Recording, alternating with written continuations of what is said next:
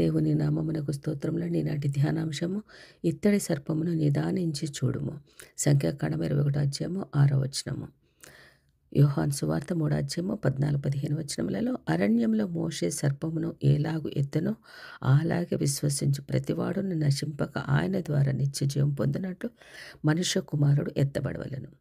ఇశ్రాయేలు ప్రజలు దేవునికి మోషేకు విరోధముగా సణిగినప్పుడు యోహాను ప్రజలలోనికి తాపకరమైన సర్పములు పంపగా ఆ సర్పములు కరిచినప్పుడు వారిలో అనేకులు చనిపోయారు.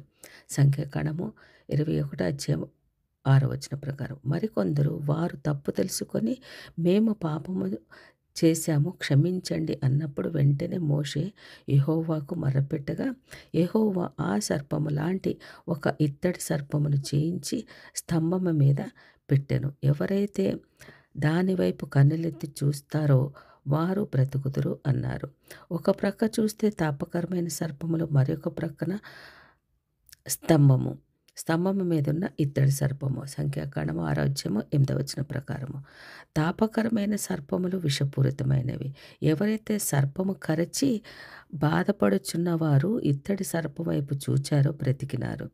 ఇత్తడి న్యాయమును, సర్పము సాతానుకును, స్తంభము అనునది సిలువకు సాదృశ్యముగా ఉన్నది. మన పాపముల కొరకు యేసుక్రీస్తు సిలువ యాగము తండ్రి అయిన యోహాను న్యాయ తీర్పు.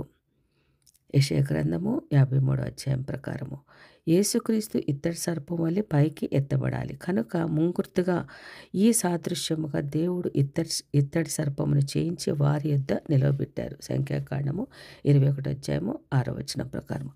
దేవుని న్యాయ తీర్పులో తాపకరమైన సర్పములు చంపి విశ్వసించి పైకి చూచిన వారికి వారిలో విషము చనిపోయి జీవము దేవుడిచ్చాడు.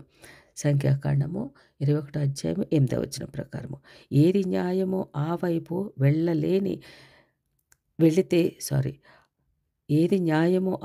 వెళితే నిత్య జీవము. దేవునికి మానవులకు స్నేహం కల్పించింది సిలువలో వేలాడబడిన యేసుక్రీస్తు మాత్రమే. మన పాపములు పోవాలన్నా, మనకు స్వస్థతలు కావాలన్నా, శ్రమలు, శోధనలు, సమస్య పోవాలన్నా సిలువ వైపు కన్నులెత్తి చూడాలి. ఆదాము మొదలుకొని మానవులమైన మనమందరము సర్పపు కాటు తిన్నవారమే. సర్పము అంటే పాపము. పసిపిల్లాడు మొదలుకొని అత్యంత పాపము చేసిన బందిపోటు దొంగ వరకు యేసుక్రీస్తు వైపు చూడగలిగితే ఎవరి పాపములైనా, ఎంతటి వారి పాపములైనా క్షమించుటకు సమర్థుడు. లోక పాపమును మోసుకొని పోవుచున్న దేవుని గొర్రెపిల్ల. యోహాను సువార్త 1వ అధ్యాయము 29వ వచనం ప్రకారము మన పాపముల ఆయన మీద ఉంచబడినవి. ఎలాగైతే ఆ ఇత్తడి సర్పము స్తంభము మీద ఉంచబడినదో సంఖ్యాకాండం 21 అధ్యాయం 6వ వచనం ప్రకారము అలాగే దేవుని న్యాయార్థమైన బల్ల యొద్ద ఉంచబడినది. ప్రకటన గ్రంథము 20 అధ్యాయము 12వ వచనం ప్రకారము మన పాపములో ప్రభువైన యేసుక్రీస్తు మీద మోపబడినవి. యెహోవా తండ్రి మనలను ఎంతగా ప్రేమించాడంటే మన కొరకు తన ఏకైక కుమారుని ఇచ్చుటకు సిద్ధపడ్డారు. యెషయా గ్రంథము 53వ అధ్యాయం 10వ వచనములో క్రీస్తుని సిలువ శ్రమలలో నలగొట్టుటకు తండ్రికి ఇష్టమాయను.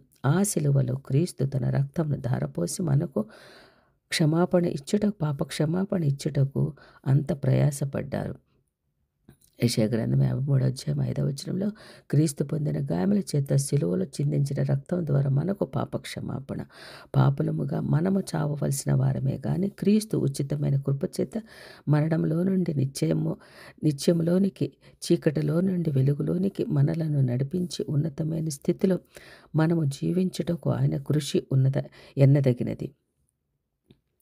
ఎత్తబడిన సర్పము చూచినట్లుగా నిదానించి కన్నులెత్తి చూడాలి. నిదానించి అనగా గురిపెట్టి లేక దృష్టించి మనసును ఏకాగ్రతలో ఉంచుకొని చూడాలి.